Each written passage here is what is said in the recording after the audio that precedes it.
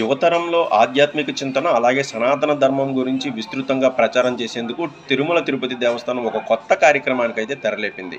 ముఖ్యంగా యువతలో అంటే 25 సంవత్సరాల లోపున్న యువత 10,116 సార్లు గోవిందనామం రాసి తిరుమలలోని పేష్కార్ కార్యాలయంలో అందిస్తే వాళ్లకు వీఐపీ దర్శనం అందుబాటులోకి తీసుకురానుంది.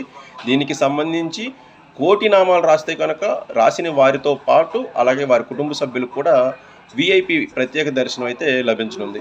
ముఖ్యంగా యువతకి సంబంధించి వీటిని అందించాలి. ఖచ్చితంగా వాళ్ళకి వచ్చే తరంలో ఈ సనాతన ధర్మాన్ని ముందుకు తీసుకువెళ్ళే వాళ్ళే కాబట్టి వాళ్ళలో ఈ చింతన రగిలించాలి అనే కోణంలో టీటీడీ ఈ ముందడుగు వేసింది.